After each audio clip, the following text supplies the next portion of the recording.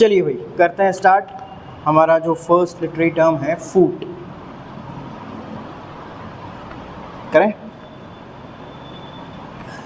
देखिए भाई, a foot is the combination of a stronger stressed syllable and one और more weaker stressed syllables in a metric line.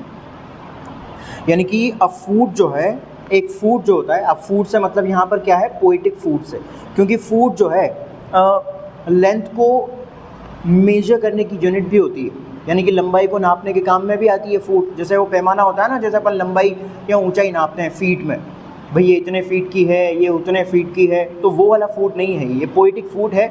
मतलब एक poetry की जो लाइन होती है, जिसे हम वर्स लाइन भी कहते हैं, उस पोइटिक लाइन की लेंथ को मेजर करने के लिए काम में लिया जाता है ये पोइटिक फूट, ठीक है ना। तो ये पोइटिक फूट है, पोइट्री की लाइन को, जिसको हम वर्स लाइन भी कहते हैं, उसकी लेंथ को मेजर करने के लिए किया जाता है ये। फॉर एग्जांपल, जैसे कि अगर मैं आपसे कहूँ, जैसे कोई भी पोइट्री लिखी जाती है ना कहीं पर भी, जैसे कहीं किसी भी पोइट्री में, मतलब किसी भी पोइट्री वाली बुक में अगर हम कोई पोइट्री पढ़ रहे हैं, तो उसकी जो लाइन होती है, जैसे फर्स्ट लाइन ये हो गई, सेकेंड लाइन ये हो गई, थर्ड लाइन ये हो गई और फोर्थ लाइन ये हो गई, तो ये क्या है, ये कंप्लीट एक पोइट्री है। और इस पोइट्री में लिखी जाने वाली ये जो है, ये पोइटिक लाइन है, क्योंकि ये किस में लिखी जा रही है, पोइट्री में लिखी जा रही है। तो इसकी हर एक लाइन को हम क्या कहेंगे, पोइट्री की लाइन को पोइटिक लाइन कहेंगे। जैसे ये एक पोइट्री, ये पोइट्री है पूरी, ये पोइटिक लाइन है, ये भी एक पोइटिक लाइन है, ये भी एक पोइटिक लाइन है, ये भी एक पोइटिक लाइन है। और पोइट्री को ही हम वर्स भी कहते हैं, वर्स।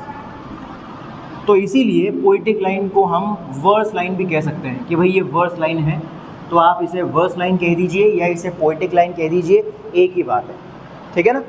तो एक पूरी पोइट्री बहुत लंबी हो सकती है और उसकी हर एक लाइन को हम पोइट्री की लाइन या पोइटिक लाइन या वर्स लाइन कह सकते हैं, ठीक है। और इस पूरी की पूरी पोइटिक लाइन में, यानी कि इस पूरी वर्स लाइन में जो भी इसकी लेंथ होती है, जैसे यहाँ से लेकर के और यहाँ तक, ये इसकी पूरी जो लंबाई है, उस लंबाई को मेजर करने में, मेजर मतलब नापने में, मेजर करने में काम में आता है ये फूट, जिसे हम पोइटिक फूट कह देंगे, पोइटिक फूट, पोइटिक फूट। तो यही पोइटिक फूट अपने को यहाँ पर पढ़ना है, जो पोइट्री की लाइन को मेजर करने के काम में आता है। अब क्या होता है फूट, देखिए भाई, a foot is the combination of a stronger stressed syllable. एक फूट जो होता है ये एक कॉम्बिनेशन होता है, यानी कि मिलकर के बना होता है, किन किन चीज़ों से, of a stronger stressed syllable, एक स्ट्रॉन्गर स्ट्रेस्ड सिलेबल से मिलकर के बना होता है। अब स्ट्रॉन्गर स्ट्रेस्ड सिलेबल से मतलब यहाँ पर है एक्सेंटेड सिलेबल, एक्सेंटेड सिलेबल कह दो, स्ट्रॉन्गर स्ट्रेस्ड सिलेबल कह दो या स्ट्रेस्ड सिलेबल कह दो, एक ही बात है, ठीक है ना। तो एक एक्सेंटेड सिलेबल यानी कि स्ट्रेस्ड सिलेबल, जैसे हम स्ट्रॉन्गर स्ट्रेस्ड सिलेबल कह सकते हैं, उससे मिलकर के, और स्ट्रॉन्गर स्ट्रेस्ड सिलेबल के साथ में क्या होना चाहिए, वन और more weaker stressed syllables in a metric line. एक मीट्रिक लाइन, मीट्रिक लाइन मतलब एक मीटर वाली जो लाइन होती है। अब ये मीट्रिक लाइन के ऊपर अभी अपने को नहीं जाना है, क्योंकि जब हम पोइटिक फूट को कम्प्लीटली पढ़ लेंगे ना, उसके बाद में हम आगे जब मूव करेंगे तो मैं आपको फिर वहाँ पे मीटर पढ़ाऊँगा, तो वहाँ पर मैं आपको बताऊँगा कि एक मीट्रिक लाइन क्या होती है। क्योंकि जो किसी भी पोइटिक लाइन को जब मीटर का इस्तेमाल करके या एक प्रॉपर मीटर में जब लिखा जाता है, तो उसको हम मीट्रिक लाइन कहते हैं। तो ये मीटर में पढ़ेंगे अपन, फिलहाल आप यहाँ पर ध्यान लगाइए पोइटिक फूट के ऊपर, ठीक है ना। तो मीट्रिक लाइन का मतलब एक ऐसी पोइटिक लाइन जिसमें मीटर का प्रॉपर तरीके से यूज़ किया गया हो, उसे मीट्रिक लाइन कह देंगे हम। तो किसी भी एक मीट्रिक लाइन में एक स्ट्रॉन्गर स्ट्रेस्ड सिलेबल और एक या एक से ज़्यादा वीकर स्ट्रेस सिलेबल के कॉम्बिनेशन को ही हम क्या कहते हैं, फूट कह देंगे। इसका मतलब सीधा सीधा ये हो गया है कि किसी भी एक पोइटिक लाइन में जितने भी फूट होते हैं, अब कितने फूट होते हैं वो अपन बाद में देखेंगे जब इसका टाइप पढ़ेंगे। फिलहाल आप केवल एक फूट क्या होता है वो समझिए। अब एक फूट में हमने क्या पढ़ लिया, ये पढ़ा है कि भाई एक फूट जो है कॉम्बिनेशन होता है किसका, एक स्ट्रॉन्गर स्ट्रेस्ड सिलेबल और एक या एक से ज़्यादा वीकर स्ट्रेस्ड सिलेबल, यानी कि एक तो आएगा है स्ट्रेस्ड सिलेबल और एक या एक से ज़्यादा आएगा वीकर स्ट्रेस्ड सिलेबल। अब ये वाला साइन जो है ये एक्सेंटेड सिलेबल, जिसे हम स्ट्रेस्ड सिलेबल कहते हैं, जिसे हम स्ट्रॉन्ग स्ट्रेस्ड सिलेबल कह सकते हैं, जिसे हम एक्सेंटेड सिलेबल कह सकते हैं, उसका साइन है। और ये वीकर स्ट्रेस्ड सिलेबल का साइन है, यानी कि अनएक्सेंटेड सिलेबल या अनस्ट्रेस्ड सिलेबल भी इसे कह सकते हैं, ठीक है ना। तो ये एक्सेंटेड सिलेबल, ये अनएक्सेंटेड सिलेबल का साइन है और ये अनएक्सेंटेड सिलेबल का साइन है।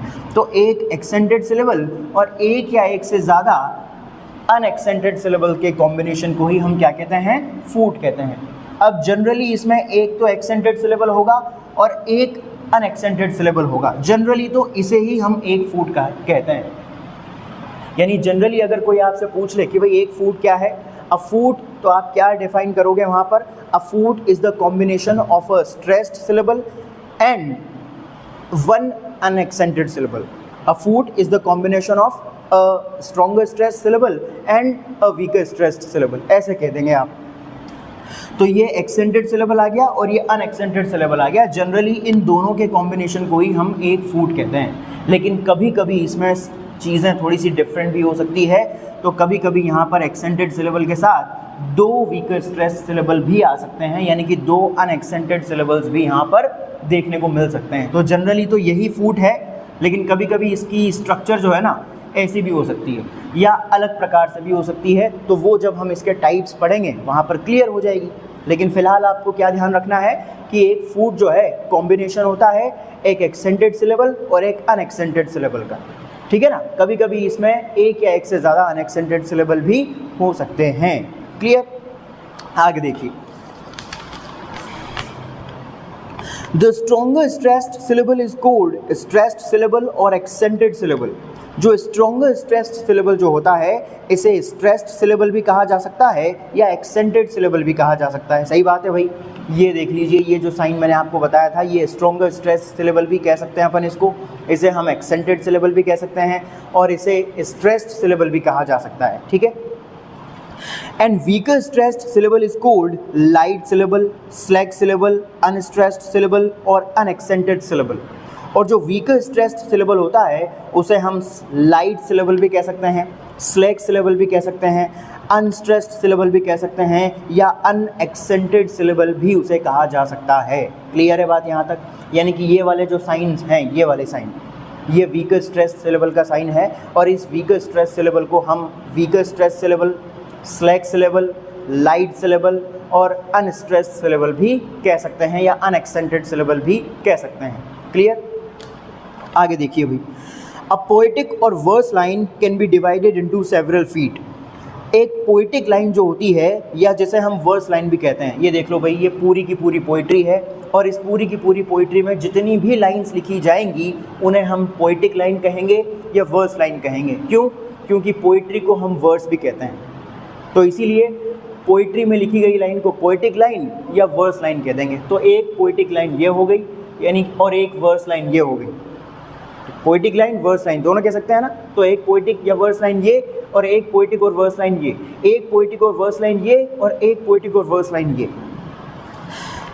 तो generally a poetic or verse line can be divided into several feet. एक पोएटिक या वर्स लाइन को अनेकों फीट में डिवाइड किया जा सकता है, यानी कि एक पोएटिक या वर्स लाइन में बहुत सारे फीट हो सकते हैं। अब कैसे होंगे बहुत सारे फीट, देखिए। अब पढ़ते हैं अपन टाइप्स ऑफ फूड के बारे में। अब कैसे होंगे बहुत सारे फीट, वो हमें इसके प्रकारों में जो है समझने को मिलेगा। देखिए, टाइप्स ऑफ फूड, फूड के कौन कौन से प्रकार होते हैं, देखिए। अब इसके टाइप्स पर चलने से पहले सबसे पहले तो हमें ये जान लेना आवश्यक है कि 4 स्टैंडर्ड फीट जो इंग्लिश में सबसे ज़्यादा यूज़ किए जाते हैं वो ये 4 फीट हैं। यानी कि फूड के 6 टाइप्स होते हैं, जो ये हैं 1 2 3 4 5 6 जो आपको दिख रहे होंगे, ये 6 टाइप्स के फीट होते हैं। लेकिन इन 6 टाइप्स के फीट में भी जो शुरू के इनिशियल जो 4 टाइप्स हैं वो सबसे स्टैंडर्ड टाइप्स माने जाते हैं फूड के। अब स्टैंडर्ड टाइप इन्हें फूड का इसलिए कहा जाता है क्योंकि इंग्लिश लैंग्वेज में जो पोइट्री में सबसे बड़े पैमाने पर या सबसे ज़्यादा मात्रा में इस्तेमाल किए जाने वाले पोइटिक फीट हैं ये, इसीलिए इनको स्टैंडर्ड फीट कहा जाता है। इनिशियल जो 4 फीट हैं इनको, ठीक है। The 4 standard feet in English are, English language में 4 सबसे स्टैंडर्ड फीट जो हैं वो निम्न हैं। अब स्टैंडर्ड फीट इसलिए कहा है क्योंकि सबसे ज़्यादा इन्हीं का इस्तेमाल होता है पोइट्री लिखने में या पोइटिक लाइन में। देखिए, सबसे पहले नंबर 1 पे है आयम और आयम्बिक फूड, आयम, अब इसका प्रोनाउंसिएशन भी ध्यान रखिएगा भाई, आयम बोला जाता है इसे, आयम, पीछे जो ब है, ब की साउंड वो साइलेंट होती है यहाँ पर, है ना, आयम फूड, आयम फूड, आयम और आयम्बिक फूड, यहाँ पर ब बोलेंगे, आयम में ब साइलेंट रहेगा, आयम्बिक में ब प्रोनाउंस किया जाएगा, ठीक है, आयम और आयम्बिक फूड। अच्छा, सबसे पहले आप ये पूरे के पूरे जो टाइप्स है इनकी एक बार जो है ना ट्रिक भी देख लो आप, ताकि आपको जो है पूरी की पूरी ट्रिक से याद हो जाएंगे। जैसे कि यहाँ पे मैं बता देता हूँ आपको, ये फूड, और इस फूड के हमने लिखे हैं कि 6 टाइप्स होते हैं। अब काफ़ी बच्चों को क्या होता है कि कन्फ्यूज़न होता है कि भाई कैसे याद रखें, कैसे याद रखें, क्या करें कि ये फीड याद हो जाएं, क्योंकि इनके नेम्स जो हैं, इनके जो नाम हैं, इनमें बड़ा कन्फ्यूज़न होता है। कई बार बहुत सारे बच्चों की शिकायत रहती है कि भाई कैसे याद करें। तो इसकी एक बहुत ही अच्छी सी ट्रिक है, और वो ट्रिक ये है, अब देखो ज़रूरी नहीं है कि आपको ट्रिक से याद करना ज़रूरी है, अगर ऐसे याद हो जाए बिना ट्रिक के तो बहुत ही अच्छी बात है, और अगर बिना ट्रिक के याद नहीं रहे तो फिर आप ये ट्रिक याद रखिए और ट्रिक से याद कर लीजिए। ऐसे याद हो जाते हैं तो बहुत अच्छी बात है, नहीं होते हैं तो ट्रिक से याद कर लीजिए। और क्या है ट्रिक? ट्रिक ये है कि आपके गांव में या आपके नगर में एक नई डीएसपी मैडम आई है, आपके गांव में या आपके नगर में एक नई डीएसपी मैडम आई है, तो किसी ने आपसे पूछा कि भाई मैडम का नाम क्या है, तो आपने बताया इटा डीएसपी मैम। क्या नाम बताया? इटा डीएसपी मैम। आपके गांव में या आपके नगर में एक नई डीएसपी मैम आई हैं, किसी ने आपसे पूछा कि भाई क्या नाम है मैम का, कि इटा नाम है और डीएसपी मैम है वो, तो इटा डीएसपी ऐसे ध्यान रखो आप। सबसे पहले आई से हो जाएगा आयम फूड, आयम या आयम्बिक फूड।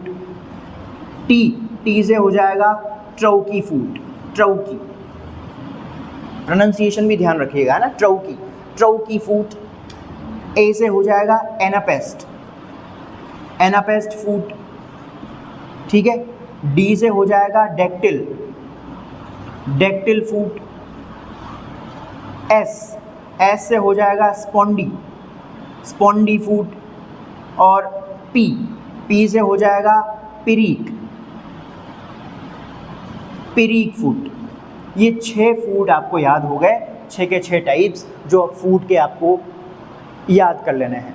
अगर सिंपली याद हो जाएं, भाई जो 6 टाइप्स लिखे हैं अगर वैसे के वैसे ही पढ़ने से ही अगर याद हो जाएं तो बहुत ही अच्छी बात है, लेकिन अगर याद नहीं हो तो ये ट्रिक बहुत काम आती है, बहुत इजी और आसान होने वाली, मतलब आसानी से याद हो जाने वाली ट्रिक है, ठीक है ना। इटा डीएसपी मैम, आपके नगर में नई मैडम आई है इटा डीएसपी, तो ऐसे याद कर लेना आप, ठीक है। चलो लिख लेना, अभी पहले पढ़ लेते हैं आप। देखिए सबसे पहले नंबर 1, आयम और iambic food. A metrical food consisting of one unaccented and one accented syllable is called an iamb or iambic food। ध्यान रखिएगा भाई, एक ऐसा metrical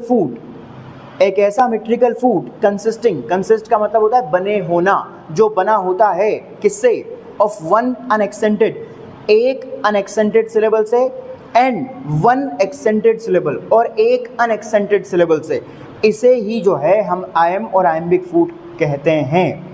it is represented by, और इसे दर्शाया जाता है इस तरह से, ऐसे दर्शाते हैं हम इसको। ये यहाँ पर देख लो, जैसे कि ये है अनएक्सेंटेड सिलेबल, और पहला हो जाएगा और दूसरा हो जाएगा एक्सेंटेड सिलेबल। यानी कि पहला सिलेबल अगर किसी वर्ड में पहला सिलेबल अगर अनएक्सेंटेड है और दूसरा सिलेबल अगर एक्सेंटेड है, तो इस कॉम्बिनेशन को हम कहेंगे आई एम फूड। अब ऐसा नहीं होना चाहिए कि भाई ये पहले आ गया और ये बाद में आ गया, नहीं, पहला सिलेबल अनएक्सेंटेड रहना चाहिए, दूसरा एक्सेंटेड रहना चाहिए। इस कॉम्बिनेशन को ही हम क्या कहेंगे, आई एम फूड कहेंगे, ठीक है। सेकेंड नंबर पर आइए भाई, ट्रौकी फूड। सेकेंड नंबर पर, a metrical food consisting of one accented and one unaccented syllable is called trochee food. एक ऐसा मेट्रिकल फूड जो बना होता है एक एक्सेंटेड सिलेबल से और एक अनएक्सेंटेड सिलेबल से, उसे हम ट्रॉकी फूड कहते हैं and it is represented by, ये देख लीजिए, पहले एक्सेंटेड सिलेबल का साइन लगा हुआ है, दूसरा अनएक्सेंटेड सिलेबल का साइन लगा हुआ है, ठीक है ना।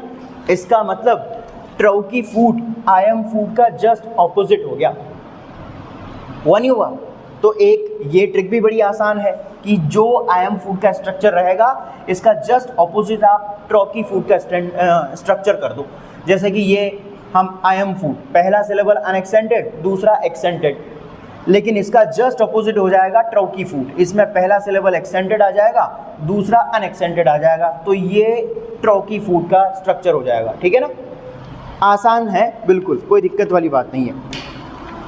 थर्ड नंबर पर आइए, एनापेस्ट फूड। एनापेस्ट फूड क्या होता है देखिए, अ metrical food consisting of two unstressed syllables followed by one stressed syllable is called anapest food. Anapest food में क्या होता है, एक ऐसा मेट्रिकल फूड होता है ये जो बना होता है दो अनस्ट्रेस्ड सिलेबल से, यानी कि स्टार्टिंग में दो अनस्ट्रेस्ड सिलेबल आएंगे, फॉलोड बाय, और इसके पीछे यानी कि बाद में आएगा क्या, वन स्ट्रेस्ड सिलेबल, एक स्ट्रेस्ड सिलेबल आएगा, और इसे ही हम एनापेस्ट फूड कहेंगे। अब एनापेस्ट फूड को वापस लो, कहाँ से, किससे जोड़ो आप एनापेस्ट फूड को, ये आई एम फूड से जोड़ो आप। आई एम फूड में क्या हुआ, आई एम फूड में हमने बनाया कि भाई सबसे पहले इसमें क्या आएगा, अनएक्सेंटेड सिलेबल, फिर आएगा एक्सेंटेड सिलेबल। अब इसका जस्ट अपोजिट हमने कर दिया ट्रॉकी फूड में, इसमें आ जाएगा ये वाला पहले ले लो और अनएक्सेंटेड बाद में ले लो, ये ट्रॉकी फूड।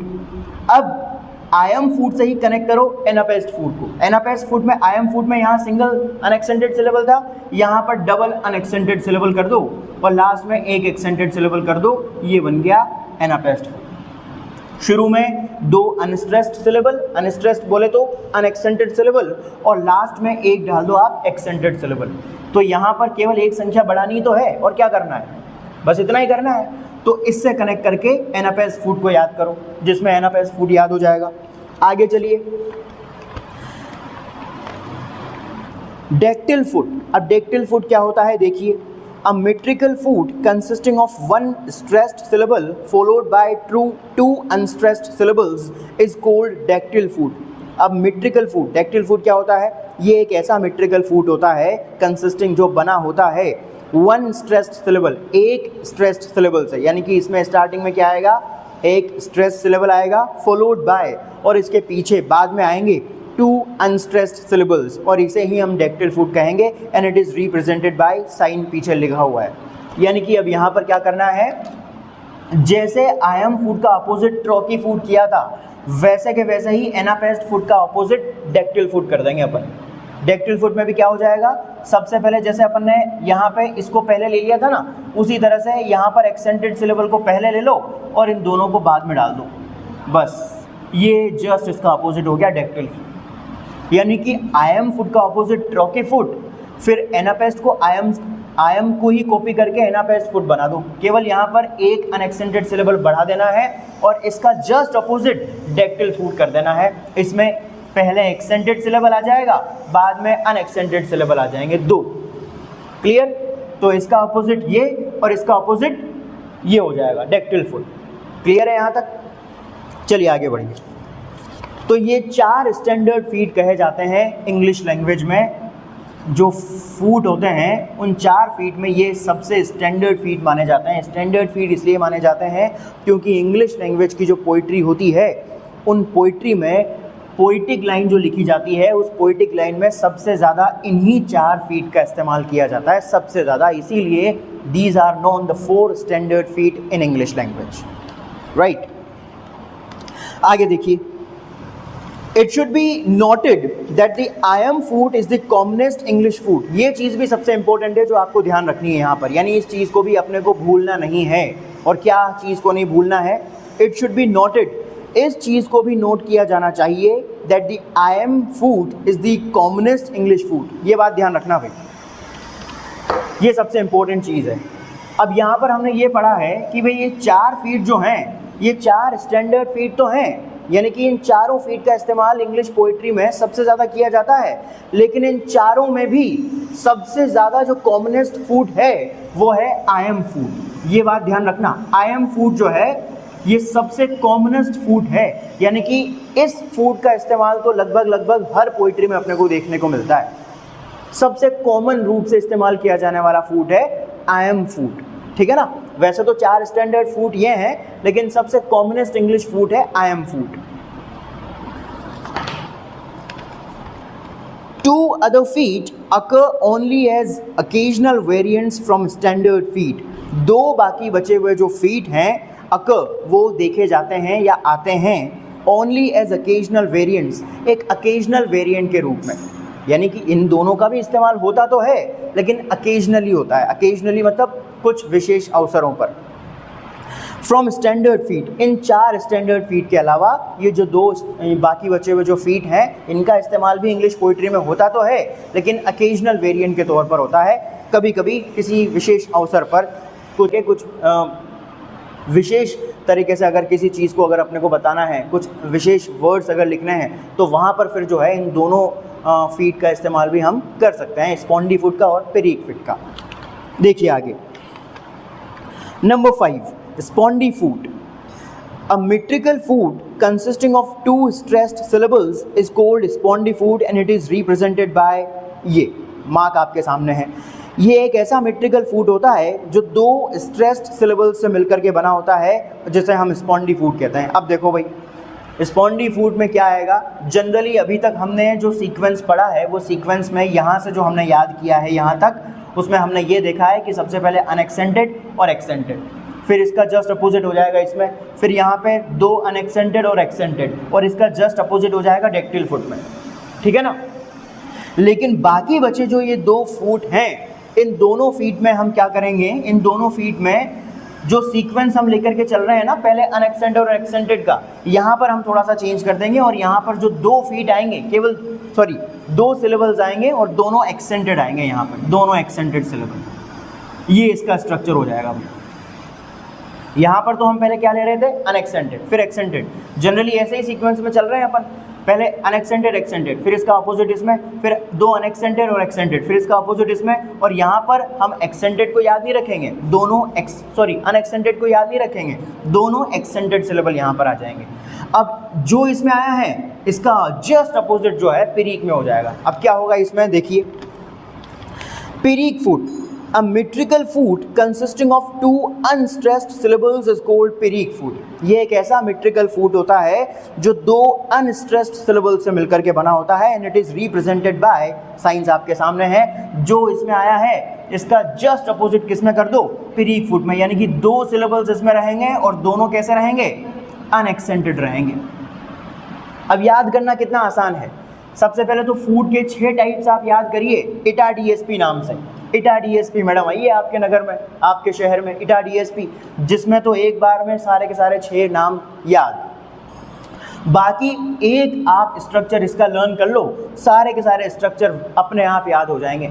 सबसे पहले तो इसका लर्न करो, इसमें अनएक्सेंटेड और एक्सेंटेड, इसका जस्ट अपोजिट ट्रॉकी में करो, फिर एनापेस्ट में एक संख्या बढ़ा दो, 2 अनएक्सेंटेड एक एक्सेंटेड, इसका जस्ट अपोजिट डेक्टिल में कर दो, और यहाँ पे थोड़ा सा सीक्वेंस अपने को चेंज करना है, अनएक्सेंटेड की जगह 2 एक्सेंटेड सिलेबल ले लेने हैं, तो 2 एक्सेंटेड इसमें हो जाएंगे, और पेरीक में इसका जस्ट अपोजिट कर दो, दोनों अनएक्सेंटेड की जगह दोनों एक्सेंटेड की जगह दोनों यहाँ पर अनएक्सेंटेड हो जाएंगे। बस ये सारे के सारे फूट खत्म। इस ट्रिक से 6 नाम भी कंप्लीट और इस एक सीक्वेंस में सारा का सारा स्ट्रक्चर कंप्लीट, और ये है आपका टॉपिक फूट। ये होते हैं पोएटिक फूट, बस ये कंप्लीट पोएटिक फूट, बहुत आसान सा टॉपिक है। क्लियर? कोई क्वेश्चन, कोई क्वेरी, कोई डाउट? क्लियर है ना? चलो ठीक है।